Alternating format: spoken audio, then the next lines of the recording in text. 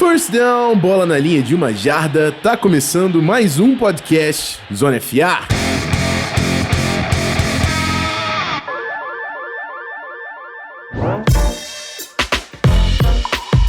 Fala rapaziada, Rafão aqui de novo pra vocês, e é isso, a gente vai dar continuidade hoje à Draft Prep, o segundo grupo, né, agora o grupo de wide receivers e running back. A gente fez quarterbacks e tight ends. Se você ainda não ouviu, confere lá o nosso feed, programa que eu fiz com o Barandas, ficou bem maneiro, e quarterbacks é uma posição, obviamente, que sempre chama atenção. E hoje, wide receivers e running backs, eu até comentei lá no Twitter que eu tava vendo o Justin Jefferson e eu tava amando o Joe Burrow enquanto isso, que é impossível não amar aquele cara, que é um absurdo aquele quarterback de LSU. E é isso, hoje comigo tá aqui Felipe Vieira, do On The Clock. Tudo certo, Felipe? Fala aí, Rafão, fala aí, galera do Zona FA. Um prazer estar aqui novamente. Sou de casa, já abri a geladeira, peguei uma cerveja e vamos aí falar de draft. Pegou uma solteirê, que é tradicional. Opa! Eu preciso experimentar isso. Vamos providenciar. Não provei dessa beleza. Vamos providenciar. Mas fala aí também do On The Clock lá, cara. Como é que tá a programação dos podcasts, o conteúdo que vocês estão fazendo aí nessa fase pré-draft? Então, agora nessa quarentena, na última semana, estamos fazendo podcasts quase que diários, né? Pelo menos em dias úteis, fazendo aí uma disputa de mocks entre eu e o Davis de todos os times, mocks completos. Então tá uma série bem divertida. Depois que a gente acabar ela, a gente volta para encerrar ali. A gente provavelmente já vai comentar algumas divergências, algumas surpresas que nós temos na nossa board, que o guia lança agora, dia 2, né, quinta-feira, e daí a gente já volta para finalizar mesmo, falar um pouco das principais divergências, surpresas da nossa board, que deve ter algumas aí nesse ano. É isso aí, e o Felipe já confessou aqui também que tá fechando o guia do draft. Se você ainda não conferiu, cola lá no ontheclock.com.br e já garante aí na pré-venda. Tá com preço de desconto ainda, cara? Já fechamos, o preço de desconto já foi, agora já é o preço original, mas R$34,90. Garante, vale a pena e apoia o trampo dos caras. É isso, vamos pros recadinhos antes da gente partir pro futebol americano.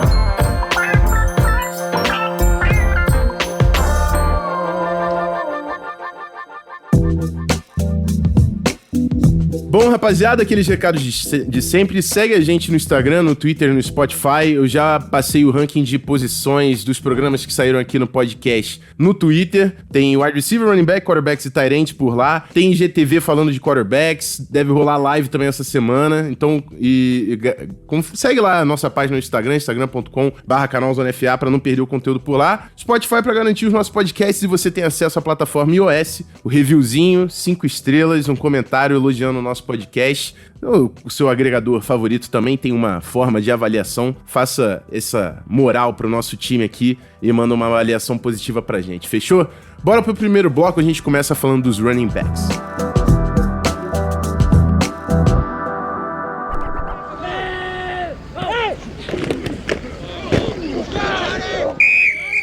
Bom, vamos começar aqui. Foi engraçado, Felipe, porque eu tava estudando aqui essa posição de running backs, aí eu troco uma ideia um pouco com o pessoal lá no Locker, que a gente ainda tem aquele grupinho, por mais que a gente tenha terminado o PicPay e tal. Aí eu tava falando de running backs, todo mundo, porra, não dá pra falar de algum grupo que importa, não?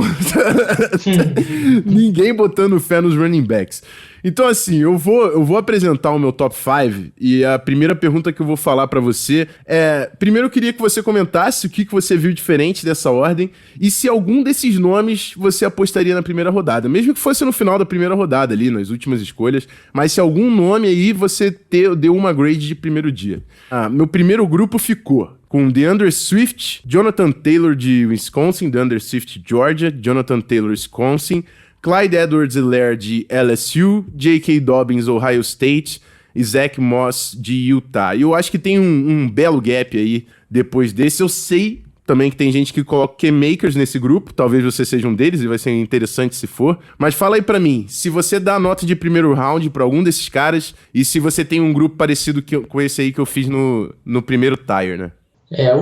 O nível aí, os jogadores são basicamente esses. Eu tenho sim o Ken Akers no meu top 5, vou falar sobre ele daqui a pouco, mas a ordem é completamente diferente aí do que você tem, né? A gente vai chegar nisso daí. Mas respondendo a sua pergunta se tem gente de primeira rodada, eu primeiro quero dar um contexto antes para vocês não se assustarem. Porque assim, hoje em dia a gente parece que de fato a ideia, aquele slogan da galera do Analytics de running backs don't matter, realmente está sendo colocado à prova, né, nos últimos anos, com os contratos e tal.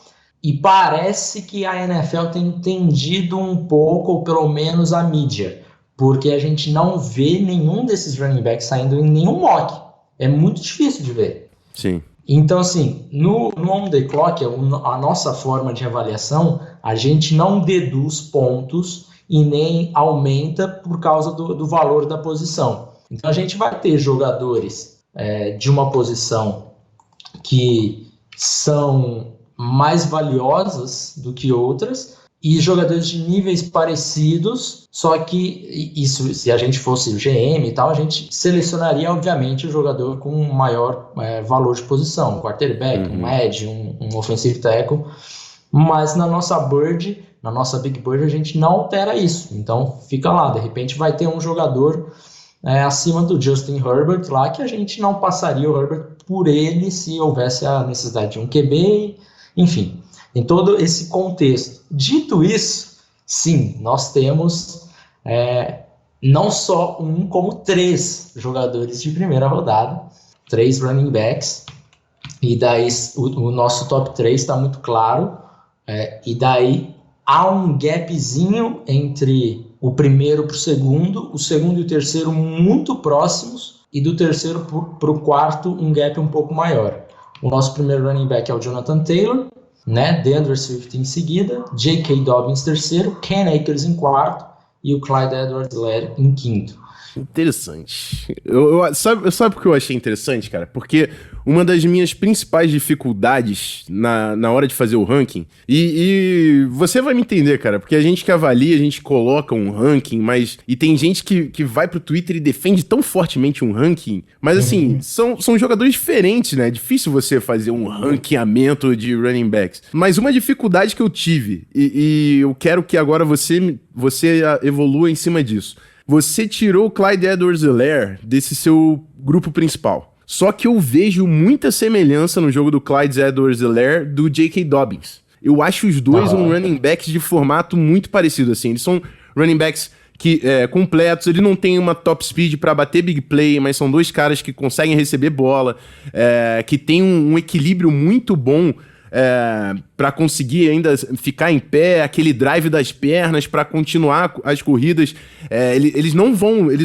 Nenhum deles são elusive, assim, nenhum deles vai fazer o cara errar, mas eles vão conseguir quebrar tackle porque eles têm um centro de gravidade baixo, e o cara, se ele não vier com tackle meia boca, eles vão acabar derrubando. Os dois têm uma visão muito boa, têm paciência para ver os bloqueios se desenvolverem e atacar o buraco. Eu vi os dois muito parecidos. Pra mim, a única coisa que me fez colocar o Edwards-Helaire à frente do J.K. Dobbins foi que eu acho ele um pouco mais avançado no jogo aéreo. Eu achei as rotas dele um pouco melhor do que a do J.K. Dobbins. Porque, assim, de restante de jogo, eu não vi tanta diferença entre um e outro. E você tem o J.K. Dobbins no grupo principal, enquanto o Helaire tá embaixo. Então eu evolui em cima disso pra mim. Eu concordo com você com que o Helaire ele é mais avançado no jogo aéreo. Inclusive, a nota dele de jogo aéreo no guia tá realmente bem diferente do Dobbins. Então isso, de fato, concordo plenamente com você. Eu vou discordar um pouco do J.K. Dobbins na questão dele não fazer tanto errar, assim, fazer tantos tackles perdidos, porque eu acho que ele é um cara que gerou bastante isso. Foram 73 missed tackles na temporada, então, na carreira dele em 301 corridas, então é um número bastante relevante. E daí a diferença entre um e o outro, no meu ponto principal, é o atleticismo. Eu não consigo enxergar que o Clyde Edwards-Helaire tenha um atleticismo semelhante ao J.K. Dobbins. Eu acho o Dobbins um jogador de um atleticismo de elite, assim. Capacidade atlética, você está falando de agilidade, velocidade. Exato. Explosão, aceleração dele, velocidade, eu acho que não tem o que tirar, assim. É um jogador muito atlético, ao meu ver. E ele é um cara também que tem essa visão que você comentou, a visão dele talvez julgo ser, se não a melhor, a segunda melhor da classe. Então eu tenho isso também com a visão dele muito alta. A visão do Clyde Edwards-Helaire também é boa, porém eu acho que o Dobbins tem uma vantagem. E o atleticismo, para mim, é onde é o fiel da balança entre uma coisa e outra, né? Interessante. É porque o Dobbins não fez os testes do Combine, né? E não fez. E eu não identifiquei tanto isso na tape, mas eu vou revisitar. Eu gosto de trocar essa ideia, e é bom que eu gravo com todo mundo, gravo com o Felipe, com o JP, com a galera, que me faz revisitar as coisas pra ver se eu perdi alguma coisa. Eu vou revisitar o Dobbins, mas eu tenho os dois caras realmente muito parecidos ali. E aí, como é que tava o início do seu ranking? Jonathan Taylor primeiro. E DeAndre Swift segundo. DeAndre Swift segundo e o Dobbins terceiro. A gente tá, então no 1 e 2 a gente tá igual, só que trocado, né? Você coloca o Jonathan Taylor na frente do DeAndre Swift e eu consigo entender 100% também. É um cara que tem velocidade pra transformar jogadas em big plays, tem uma visão absurda. Enfim, eu acho que a grande preocupação com o Jonathan Taylor vai ser o volume que ele teve já de snaps no college e qual vai ser a longevidade dessa carreira, enquanto o DeAndre Swift é um cara que teve um número de snaps reduzido, porque ele não era lead back, né? Ele não era o callback de Georgia, então talvez ele tenha uma carreira um pouco maior na NFL, mas aí também de novo, o que me fez separar DeAndre Swift 1, Jonathan Taylor 2... DeAndre Swift, e aí foram 2 pontos. Eu falei que no caso ali do Edwards-Helaire foi as recepções. No DeAndre Swift foram 2 pontos. Eu acho ele é elusive, né, de fazer os caras errarem os tackles, que é uma coisa que eu não vejo tanto no Jonathan Taylor. Jonathan Taylor quebra tackles, mas assim como eu falei do Helaire, do Dobbins, eu vejo ele quebrando tackles também pelo pad level, por ter um centro de gravidade baixo, conseguir quebrar tackles que não estão squared up, né, que não vão pegar ele 100%. Enquanto o DeAndre Swift é um cara que tem mais essa mobilidade. O juke do DeAndre Swift é um absurdo, cara. A capacidade dele de mudar a direção e transformar jogadas e dar aqueles combos de moves um atrás de outro. É um cara que tem uma capacidade de big play. Eu acho que ele também tem um centro de gravidade muito baixo, ele consegue também quebrar tackles e ele é bem mais avançado do que o Jonathan Taylor também recebendo passes. Então, pra mim, os 2 pontos foram: o Jonathan Taylor, ele é um cara que quebra tackles, mas ele não te faz errar como o DeAndre Swift faz. É questão de ser difícil de acertar o DeAndre Swift pela agilidade dele. E o fato do jogo aéreo. Esse é o meu ponto e eu quero saber o seu para colocar o Jonathan Taylor na frente, Felipe. Para mim é um jogador que mais... a produção dele, para começar, é surreal, né, cara? É uma coisa sim. Tivemos poucos running backs na história com produções semelhantes ao Jonathan Taylor. O atleticismo dele também eu acho que é espetacular, e ele conseguiu mostrar no Combine. O RAS dele de 9.55, então próximo do RAS perfeito, RAS de elite, com tranquilidade. Jardas pós-contato eu acho absurdo ele. Eu costumo brincar que o Jonathan Taylor é o que as pessoas queriam que Leonard Fournette fosse, porque ele também é um cara que forçou, quebrou muitos tackles, muita jardas depois do contato, foram 1.250 jardas depois do contato nessa temporada.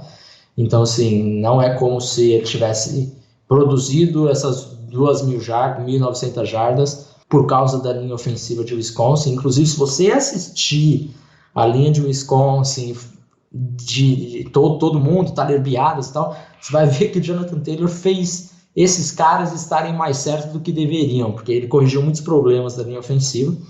E eu também acho que ele é um cara que quebra bastante, que faz errar bastante tackle. Foram 87 missed tackles por causa do atleticismo dele. Não que ele seja aquele running back clássico quando você pensa em missed tackle, que ele vai dar aqueles jump cuts maravilhosos, cortes espetaculares, mas o atleticismo dele, a mudança de direção dele, a velocidade acaba com que os defensores percam o ângulo do tackle. Então é um cara que tem o único problema que eu vejo com ele é a proteção da bola, que isso é um problema real, né? Um cara que sofreu bastante fumble na carreira inteira, então ele precisa consertar isso. O jogo aéreo eu vejo como um problema, porque a gente está falando de um jogador espetacular, e daí você fala, pô, quais são as fraquezas dele? O jogo aéreo, eu acho que é um pouco, sim.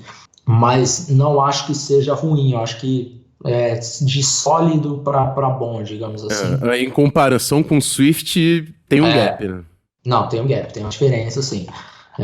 Inclusive, ele, bom, vou falar daqui a pouco, mas ele, de fato, fica ali no padrão, mas é um cara que me deu uma animada no jogo aéreo nessa temporada, porque no ano passado, na temporada de 2018, muito se questionava esse jogo aéreo dele, porque ele nunca tinha marcado um touchdown recebendo passe, enfim, e a gente sabe que não é o estilo de jogo de Wisconsin, mas ele chegou nessa temporada e você viu que ele treinou bastante para isso, sabe? Então eu acho que ele já evoluiu de 2018 para 2019, então eu acho que ainda tem um gap aí para ele continuar evoluindo e ser um running back completo na NFL. Show. Bom, é isso. Tá defendido os 2 pontos e a galera pode mandar o top 5 pessoal aí pra gente ver como é que tá. Mas são jogadores relevantes, cara. Eu acho que todos esses que a gente falou, tem chances bem grandes de saírem já na segunda rodada, que eu acho que é onde vai esquentar aí essas saídas de running backs. E só pra defender o meu ponto aqui, falando de temos 3 running backs na primeira rodada, esses 3, eu não sei se eu pegaria algum desses running backs na primeira, porque os times de fundo, de final de draft, não são assim times que ou tem necessidade de running back, ou tem essa filosofia de pegar running back. Então, eu acho que eles vão encontrar problemas para cair na primeira rodada. Embora eu acho que pelo menos um saia, eu acho que tem a possibilidade grande de ser o Jonathan Taylor. Mas assim, para onde eu não faço ideia, porque eu acho que vai ter muita gente com ele bem alto na Bird, só que fala, putz, cara, no nosso time não cabe, temos outras necessidades maiores e tal, ou a nossa filosofia não é essa. Então, não é um ano bom, porque os times onde eles provavelmente sairiam já tem running back, ou enfim, esse tipo de coisa. Eu fiz até o ponto da longevidade, falando do número de snaps do Jonathan Taylor, mas também vai um pouco contra a estratégia da NFL, né? Que tu quer um running back barato, rookie, pra extrair o máximo dele, mas quase ninguém tá querendo pagar esse segundo contrato, né? Tem que ser um cara excepcional pra fazer o segundo contrato. Mas aí falando de um cara que provavelmente pode fazer um segundo contrato, aí eu quero que você fale um pouco do Cam Akers, de Florida State. Que é um cara que é muito novo, e eu entendi que houve uma evolução nessa última temporada do jogo dele, mas eu vejo ele mais como um cara third down back, porque ele tem sim um fator jogo aéreo, velocidade pra transformar jogadas em big plays e tudo mais. E aí vendem ele como se fosse um cara de gap scheme. Mas eu acho que isso é péssimo, porque pra mim é uma limitação clara de visão dele, de entendimento, de paciência, deixar os bloqueios desenvolverem pra entender onde vai ser a cutback lane pra ele fazer o corte e atacar. E aí eles vendem o cara como um gap scheme running back, sendo que na NFL nenhum time corre só gap scheme, cara. Fala um time gap scheme, o time que corre gap mais do que zona, vai ser 60% gap, 40% zona. Então assim, você vai limitar o cara a 60% das suas jogadas? Tem o fator ser muito novo, e tem o fator ter evolução no ano passado, e aí eu passo a bola pra você falar mais de... Aí eu odeio... Outra coisa, desculpa, vou passar, tô falando muito. Mas eu odeio a porra da comparação com o Dalvin Cook, que não tem porra nenhuma a ver, mano. Ele só jogou em Florida State, pelo amor de Deus. Não, cara, o Cam Akers é um jogador que eu sou muito fã, assim. Eu gosto demais dele. Vou bater na tecla novamente da habilidade atlética, porque eu acho que isso é fundamental para running back, é uma das traits mais importantes, ao meu ver. E ele é um cara extremamente atlético. Foi assim no high school, né? E se foi o running back número 1 da classe dele, enfim, ele já tinha esse atleticismo, conseguiu manter. O RAS dele foi de 9.31, também RAS de elite, né? Então correu 40 jardas num excelente tempo, vertical jump não foi tão bom, mas foi acima da média, e todo o restante foi muito bom dele. Então, assim, é um cara que atleticamente eu não tenho nenhuma dúvida que ele tem as ferramentas para dar certo na NFL. Ele tem esse ponto do jogo aéreo, que eu também acho que ele é melhor do que o Jonathan Taylor, é melhor do que o Dobbins. Esse problema da visão, eu concordo com você um pouco. E eu entendo completamente o que você está falando, porque de fato tem alguns momentos que você fala, putz, cara, você errou, não era aqui. Só que a gente tem que também pesar um pouco que a linha ofensiva de Florida State Sim. era uma das piores coisas da temporada do college. Tenebrosa, então a maioria da produção dele foi por conta própria também, foram 900 jardas depois do contato, então assim, ele nem teve uma grande produção. Mano, eu não entendi como o Cam Akers escolheu ir pra Florida State, eu não consigo entender. Não sei, eu não sei, porque running backs escolhem ir pra Florida State nesses últimos 5 anos, digamos assim, porque aquela linha ofensiva de Florida State, meu Deus do céu, faz tempo que é uma desgraça. E o Cam Akers, né, running back número 1, cara, ele podia ter ido pra qualquer lugar. Ele foi pra Florida State já sabendo que a linha ofensiva era uma bosta. Não dá pra entender. Só que eu tenho problemas com ele também com proteção de passe, eu acho que ele é muito mal nisso. É uma coisa que ele precisa evoluir, assim, consideravelmente. E também tem problemas de fumble, né? Mas é um cara que, ao meu ver, ele vai ser um estilzaço, assim, porque se a gente tá vendo esse top 3, ao meu ver, saindo ali no começo da primeira rodada, escolha 50 e tal, o Cam Akers talvez saia no final da segunda, no começo da terceira, assim, sabe? Então, se alguém conseguir pegar o Cam Akers na terceira rodada, eu acho que vai ser uma puta pique. Bom, é interessante, eu acho que o Cam Akers é um cara com upside mesmo, eu acho que o valor, por onde ele vai sair, realmente vai compensar. Coloquei ele um pouco abaixo só por causa desse lance que, é isso, pra mim essa questão da visão me incomoda bastante, mas ele, por ser novo, eu daria esse voto de confiança. E aí, eu vou falar de 2 nomes aqui, Felipe. Eu quero que você escolha um, acho que eu já sei qual você vai escolher. Mas Zach Moss, de Utah, e Antonio Gibson, de Memphis. O Zach Moss, pra mim, é um cara com o naipe do Clyde Edwards-Helaire ali. Ele é um cara com paciência, bom equilíbrio, centro de gravidade baixo. Também não tem aquela top speed, né? Também não é um cara que faz errar tanto assim. Mas o grande ponto é que ele não adiciona muito no jogo aéreo, né? Então... e o Antonio Gibson é um cara que muita gente vê como wide receiver, estão testando ele como running back, porque como wide receiver ele não tem a técnica. Assim, seria um trabalho muito maior de footwork, desenvolvimento de atleta, do que você colocar ele como um running back. E como running back ele pode ser um ativo absurdo recebendo passes, né? Seria um running back extremamente diferenciado. E tem também o atleticismo que você tanto falou aí nos outros nomes que você está considerando como um fator importante. Qual desses aqui você tem à frente? E fala um pouquinho aí desse nome para mim. Eu tenho o Zach Moss à frente dele, e daí eu vou acabar me contradizendo um pouquinho, porque o atleticismo do Zach Moss realmente é uma coisa que deixa a desejar. Ele foi um dos últimos prospectos para a gente fechar o guia, porque a gente adora o tempo do Zach Moss, mas sabe que o atleticismo vai dar uma cobrada nele na NFL. O tempo dele no combine foi muito mal, 40 jardas foi muito mal, 4.65. O RAS dele de 3.17, então é um RAS abaixo da média, né? Um RAS ruim. Mas ele é um cara muito físico, extremamente físico. Então é um cara que vai ganhar jardas depois do contato, e pode ser que ele não bata home runs, não consiga tantas big plays,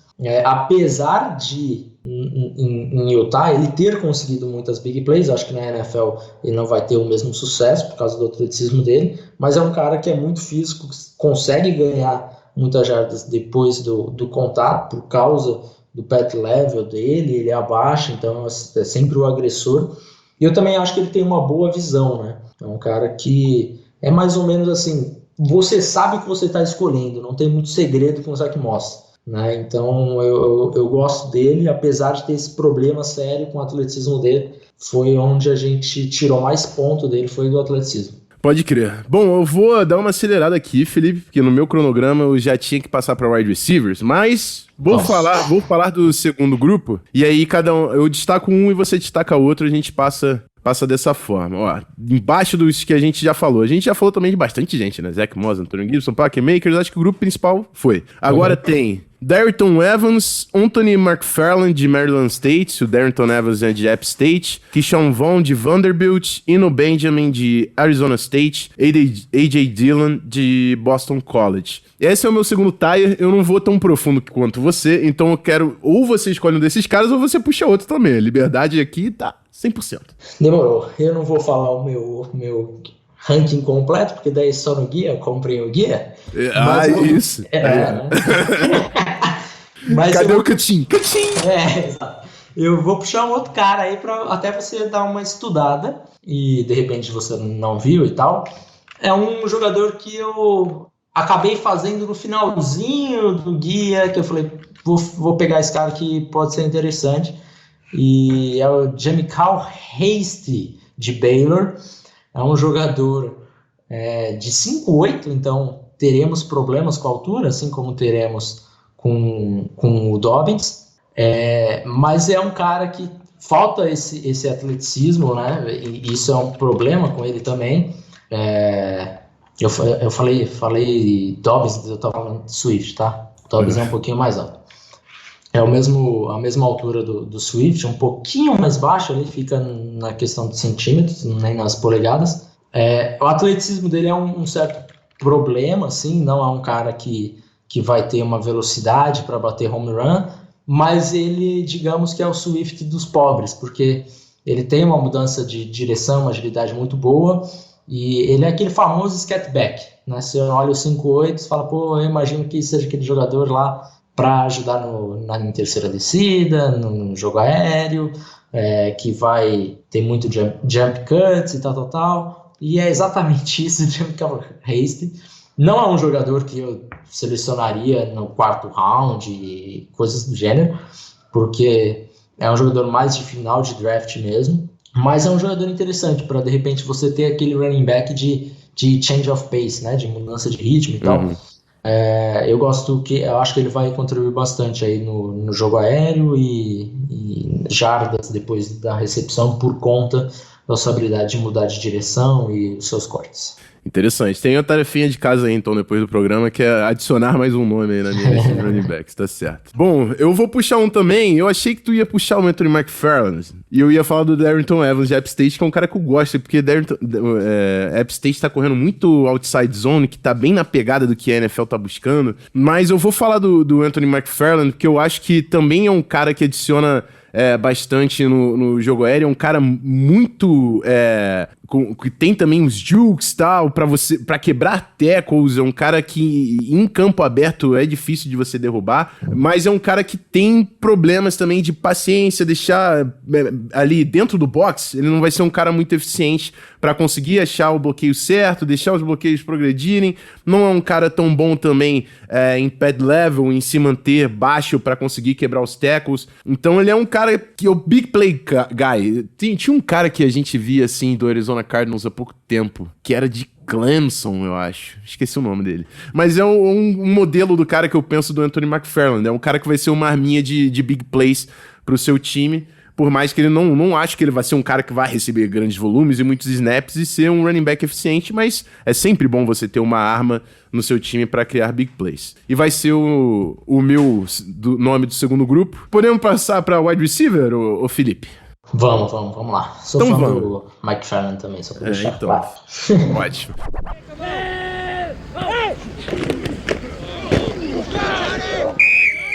Vamos lá, então, grupo de wide receivers, que segundo os nossos amigos, é o grupo que importa desse episódio, né? Bora lá. Aqui a parada ficou séria, porque o pessoal faz essa brincadeira, mas realmente é a classe mais forte do draft, se não há uma das aí. É esse grupo de wide receivers, ele é muito profundo, e inclusive eu até falei com o Felipe que nesse bloco, em vez de 2 tiers, eu vou fazer 3, porque eu acho que tem bastante nome pra gente fazer isso. E aí o primeiro grupo é o top 3, e eu imagino que seja o top 3 de todo mundo. E a minha ordem tá Jerry Jeudy, CeeDee Lamb e Henry Ruggs. Jerry Jeudy, cara, é um cara que tem as melhores rotas que eu já avaliei. Ele me lembra muito... Eu tive por muito tempo o Stephon Diggs no time e não tem como eu não comparar, cara, porque aquela... Como ele vende a rota, o controle de corpo, onde ele tá olhando, é o detalhe. O detalhe não se ensina, cara. O detalhe o jogador tem. E o Jerry Jeudy tem o detalhe. Talvez ele não tenha capacidade atlética, que os outros dois nomes aí tenham, mas também não é um cara ruim nesse quesito. E eu acho que talvez um dos grandes problemas dele seja alguns drops que ele teve, né? Passes contestados não vai ser um asset. CeeDee Lamb, por outro lado, se você acerta no Jerry Jeudy e dá Antonio Brown, se acertar o CeeDee Lamb, vai ser um Julio Jones. Se bem que o Julio Jones teve uma velocidade absurda no Combine. Mas a comparação pro Lamb é o Hopkins, né? Exatamente, jogador físico, né? Essa fisicalidade do release. E você tem certeza que, assim, pra jogar split end, né? O wide receiver, wide out na linha de scrimmage é o CeeDee Lamb, porque o release dele contra press vai ser o melhor desse top 3. Mas são coisas bem distintas, né? Um cara que vai dar também jardas depois da recepção, tem um ajuste muito bom, né? Buscando bolas contestadas. E o Henry Ruggs é o cara que correu... Quanto foi que ele correu, Felipe? Tem o número aí? 4.27? O que foi? 4.27, exatamente. 4.27. Então, o cara 4.27 tem as mãos melhores do que o do Jerry Jeudy, consegue criar jardas depois da recepção. Não vejo ele como um cara também limitado em relação à rota. Talvez, é óbvio que ele não tem as rotas do Jerry Jeudy, mas não vejo como uma fraqueza dele. Então é o que eu falo, são valências diferentes nesse top 3. Mas eu organizei assim: Jerry Jeudy, CeeDee Lamb, Henry Ruggs em terceiro. Quero saber se o seu tá igual e dá uma palhinha aí sobre esses nomes também. Olha aí, pra fugir um pouco do óbvio, o meu não está igual. Mas a gente tá discordando, é assim que a gente constrói. Exato. Então eu tenho CeeDee Lamb primeiro, o Lamb também é o Jeudy? Jeudy em primeiro, porque aquelas rotas, eu sou um cara romântico, cara, não sei se você sabe. Então ela bateu no coração, entendeu? Não dá pra olhar aquilo e não colocar número 1. Primeiro pra mim é o Lamb, segundo o Jeudy e o terceiro o Jalen Reagor. Rapaz! Então, não temos Henry Ruggs. O Reagor é um jogador que a gente tá nadando totalmente contra a maré. Não porque as pessoas não achem ele bom, mas a gente tem ele muito mais alto do que o padrão da galera. Geralmente, quando se fala em terceiro, é esse daí, o Henry Ruggs, o terceiro. O Henry Ruggs é o nosso quinto, então a gente tem algumas reservas com o Ruggs, apesar do atleticismo dele. Mas o Reagor certamente é a nossa diferença maior. E a gente fica eu fico um pouco bravo quando a gente fala do Reagor, porque eu e o Davis, a gente tá batendo nessa tecla do Reagor há muito tempo, assim, né? E sempre que a gente vai fazer os mocks lá, a disputa de mocks no Twitter, e um ou outro pega o Reagor, a galera não valoriza tanto quanto a gente. E a gente fala, pô, o seu foi melhor, o seu mock ficou melhor, né? Ele vai lá e o outro ganha. Você fala, como assim? Pegou o Reagor na 30 e tanto? Escolha sensacional.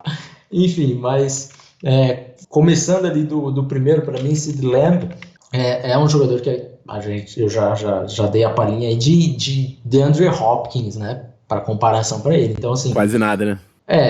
Né, quando eu detesto comparar jogadores com All-Pros ou possíveis Hall of Famers nesse nível, porque assim, se coloca muita responsabilidade em cima do cara. Só que o CeeDee Lamb, eu acho que ele vai segurar bem essa responsabilidade, sabe?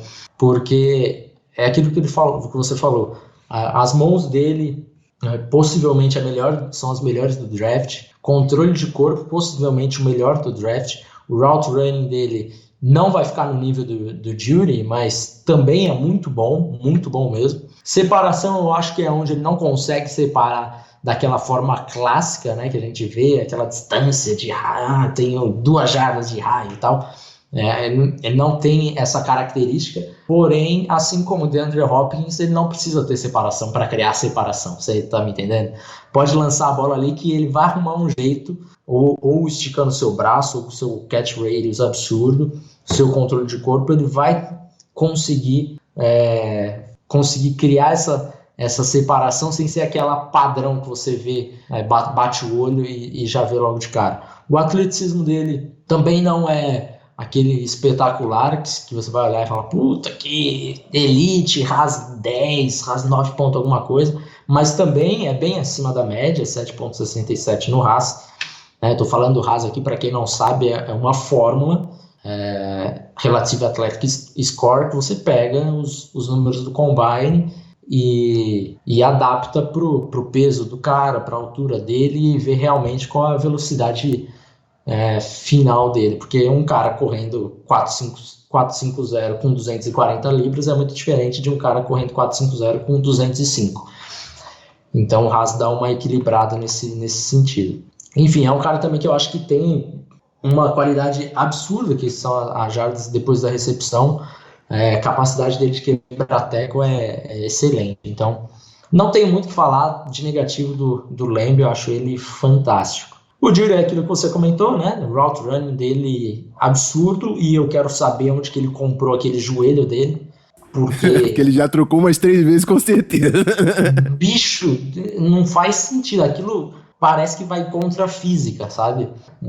Eu tenho até medo, assim, eu já comentei com o Davis isso, sei lá em setembro, outubro, por aí, porque eu tenho medo dele se machucar, porque não parece natural aquilo que ele faz com o joelho, ele parece de elástico.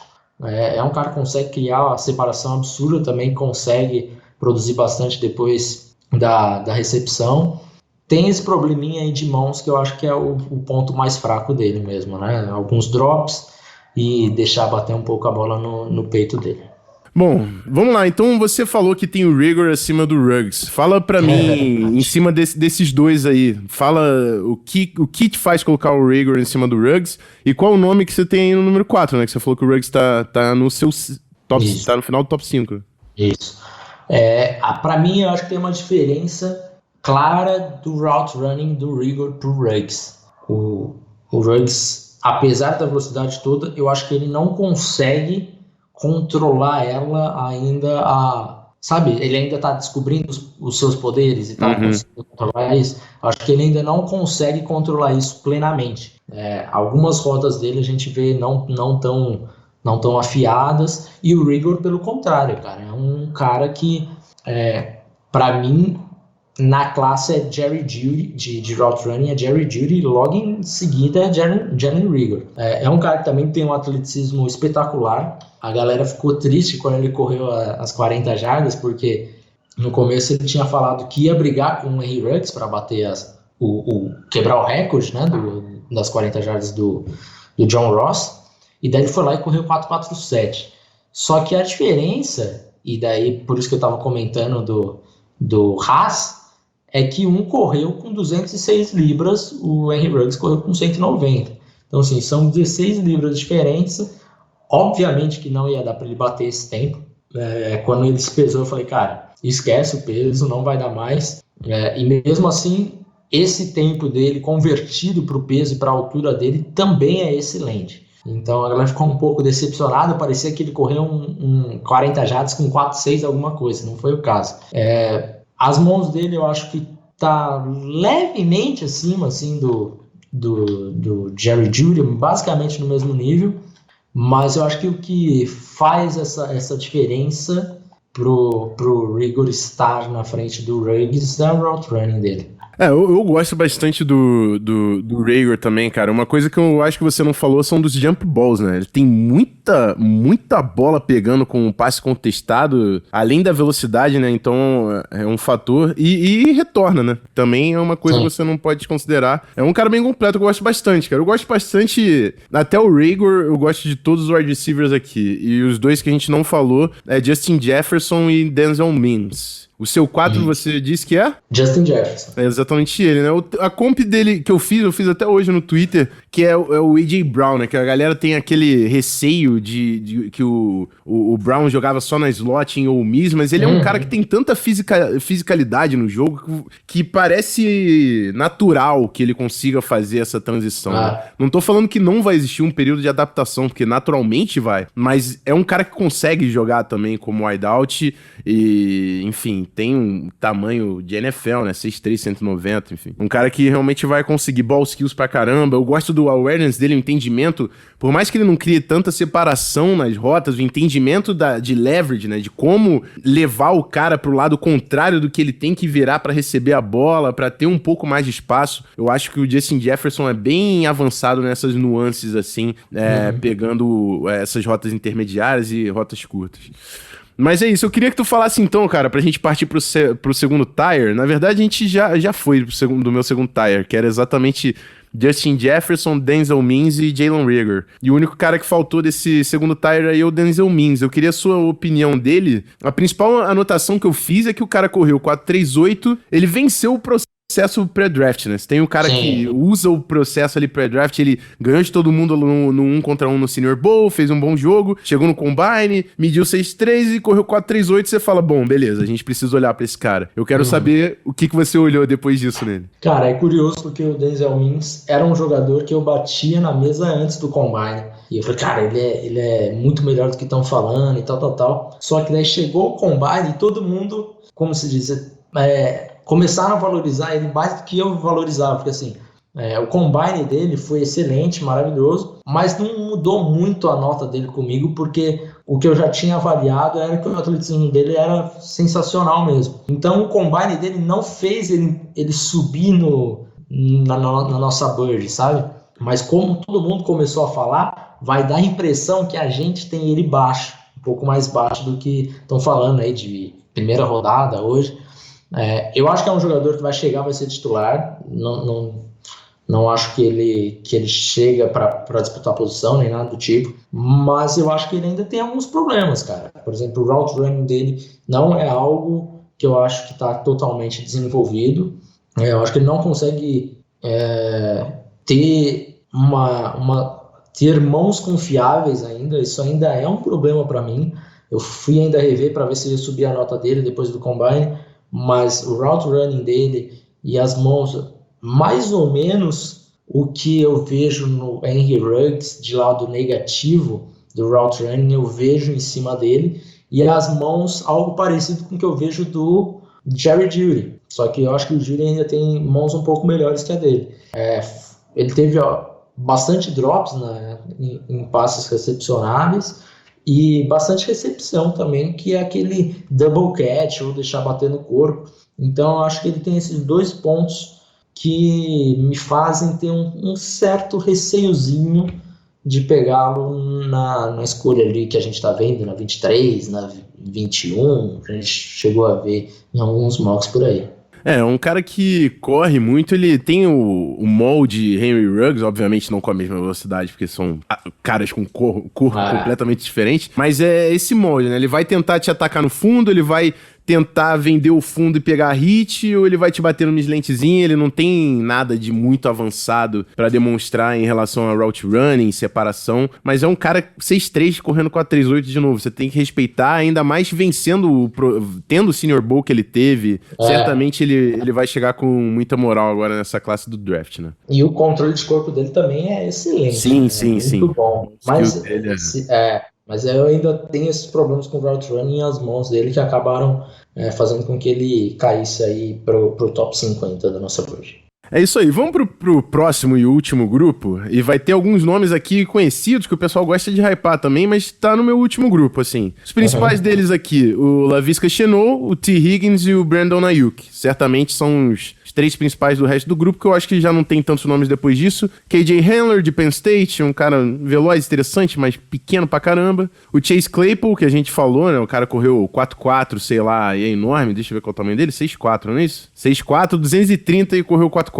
Então a gente presta atenção nele, principalmente por causa desses números. Tyler Johnson, de Minnesota, pra mim é um possession receiver, mas pela capacidade atlética, não sei até onde ele vai na NFL. E aí tem o Brian Edwards, de South Carolina, que a gente já conversou até um pouco antes do programa, que a gente não viu nada demais. E o Donovan Peoples-Jones. Também não vi nada demais, mas também teve bastante culpa do quarterback de não ter visto nada demais. Muita coisa.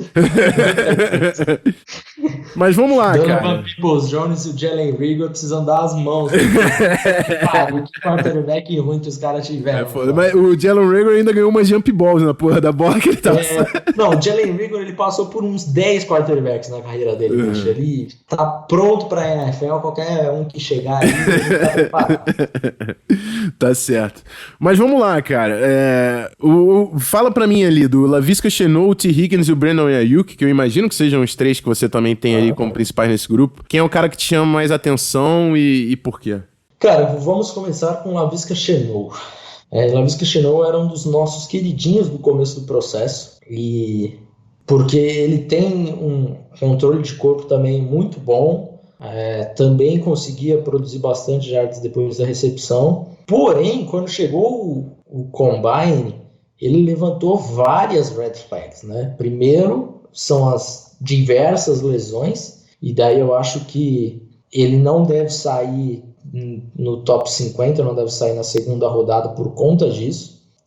Inclusive fez outra cirurgia agora, depois do Combine. Ele não participou do Combine, chegou no Combine com 227 libras, ou seja, acima do peso dele, que normalmente era 205. Então, ficou várias pulgas atrás da minha orelha, para falar a verdade. Eu voltei a ver no tape, a gente foi um dos nomes que a gente ficou para finalizar no final e voltar e ver se a gente faria alguma alteração. Teve uma lesão, não teve, Felipe, do core no Combine, que parece que ele vai passar por uma cirurgia. Então, ele já teve cirurgia no pé, no ombro, agora ele vai fazer na região pélvica ali. Isso. Então, cara, são muitas lesões e, enfim, e ele também não correu um tempo muito bom, né, nas 40 jardas. Sim. Então, de fato, tem muitos problemas ali, mas é um cara que, se você ver o tape, você vai ver ele ganhando muitas jardas depois da recepção, com bom controle de corpo, boas mãos, mas também tem problema de route running, que eu acho que ainda não é tão desenvolvido. As rotas dele ainda saem muito arredondadas, não tem aqueles breaks que criam separação. T. Higgins, aí é um jogador já que eu confio um pouco mais, porque é um jogador que tem um controle de corpo, ao meu ver, o ball skills dele é fabuloso, e eu acho que essa é a sua maior qualidade, né? Ele sabe usar muito bem o corpo dele, o catch radius dele também é absurdo, tem excelentes mãos, tem um bom atleticismo, e eu acho que eu vou voltar de novo no route running, que eu acho que também precisa melhorar um pouco, mas ele não consegue criar tanta separação, e o route running acho que são os principais defeitos dele, junto com o jardas depois da recepção, que ele produz muito pouco. Então, eu só não derrubei mais o T. Higgins, porque assim, eu não gosto quando eu vejo um wide receiver que depende tanto de ball skills e não cria separação, que nem é o caso do Tyler Johnson lá, e por isso que ele tá lá embaixo. O T. Higgins, ele tem tape e ele tem 6'4", 215. Então, eu tô abrindo essa exceção pra ele, mas assim, nítido a dificuldade dele de criar separação. Se você pega isso numa tape de college, imagina na NFL o quanto vai se tornar um problema, né? Então, eu acho que ele vai ter que trabalhar bem mais em questão desse footwork, de conseguir vender esses detalhes da rota para criar uma certa separação, porque viver na NFL, dependendo de ball skills, como wide receiver é muito difícil, por mais que ele seja 6'4", 215. E daí tem a comparação clássica, até preguiçosa, mas que faz sentido, com o Mike Williams, né? Ambos de Clemson e tal. E daí são jogadores que você olha e fala, T. Higgins... você escolheria, sabendo que você sabe hoje, você escolheria o Mike Williams na primeira rodada? Provavelmente não. Então o T. Higgins talvez vai passar por um processo meio semelhante, assim, de não ser primeira rodada e ali ficar mais no top 50, top 60, algo por aí. Bom, o Aiyuk você não falou, mas também é um cara com limitação de rotas, mas que consegue te pegar na velocidade, principalmente jardas depois da recepção, né? A capacidade de fazer os defensive backs errar em campo aberto. Mas é um cara que tem essa limitação, né? Correu muito poucas rotas ali em Arizona State. E vai ter que pegar essas nuances para conseguir de fato se tornar um profissional, né? Eu acho até que ele consegue criar bem mais separação do que o Higgins. Consegue produzir infinitamente mais. E bem mais que o N'Keal Harry também, que era de Arizona State e veio no ano passado e muita gente estava falando. Exato. Então, é um jogador que o Davis, por exemplo, ele achou, né? Não é como se a gente achasse alguém em setembro, mas enfim, ele começou a se apaixonar por Brandon Ayuk lá pelos meados de setembro, então já era filho do On The Clock lá em outubro, então é um jogador já que a gente comentou bastante já lá no podcast, porque a gente tem ele em alta conta. Bom, precisamos falar de mais alguém? Top 10, eu acho que é basicamente isso, né? Meu grupo tá aqui. Eu falei aqui do Hamler, o Tyler Johnson, pra mim, possession receiver com limitações claras físicas. O Claypool, tem gente até que fala que joga ele de flex tight end. Mas aí você ficar empurrando a carne pra lá e pra cá, né? Aquele lance da guerra. Não, ele é flex tight end, ele é big slot. Ou então chega o Pedro e fala, ele é wide gordo, que eu acho que é o mais. Se bem que o maluco correu 4-4, né? Tem que respeitar. 4-4, respeito. Isso aí é uma coisa que tem... Mas é isso. Então, fechou. Bora pro bloco de encerramento. Falamos de nome pra caramba nesse episódio. O Gui sabe que eu passei uns 20 minutinhos, mas tá justificado porque a classe era grande, né? Então, simbora. Bora pro próximo.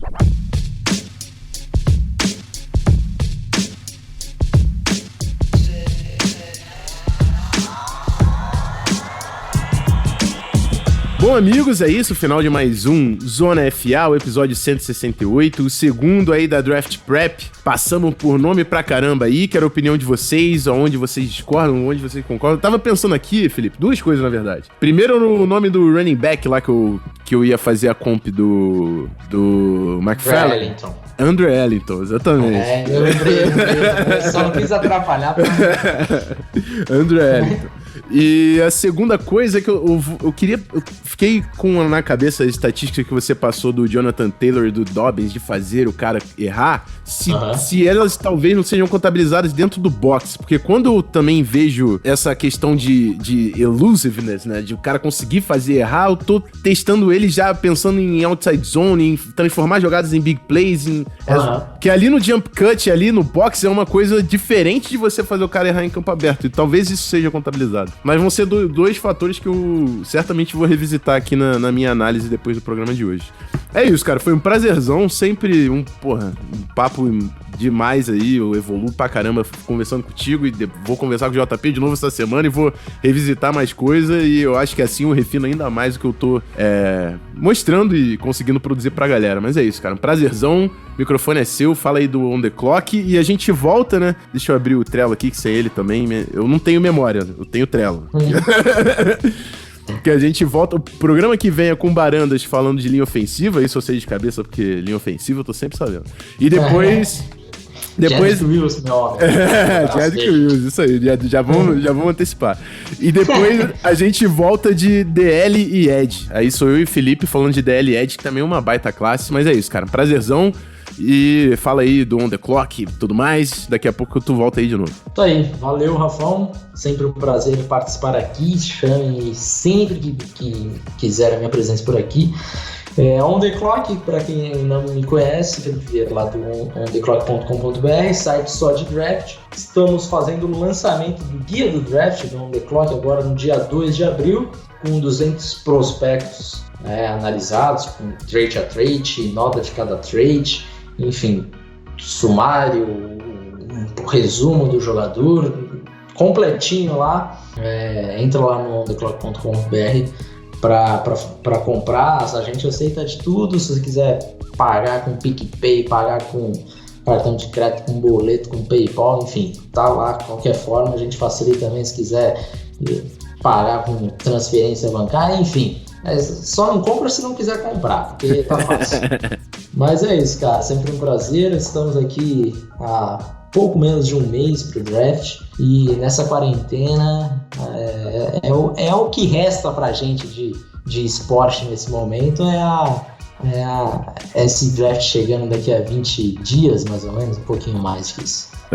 Vamos esperar que se mantenha, né? Vamos esperar que se mantenha nessa não me tira do draft, não, que eu saio na rua gritando. Aí eu bato panela. É só a única felicidade que eu tenho de esporte nesse ano vai ser o draft. É isso aí. O draft não dá. A minha quarentena tá linda, tô vendo tape pra caramba, tá ótimo. Mas é isso. Sempre um prazer, Felipe tá de volta daqui a pouco, mas é isso, galera. O episódio de hoje fica por aqui, sempre um prazer contar com a audiência de vocês até o final. Lembra de seguir a gente no Instagram, que vai ter IGTV ainda essa semana, falando de wide receivers também, e no Spotify para acompanhar os episódios. Twitter já tem os rankings de posição também por lá. É isso, fico por aqui, aquele abraço, fui!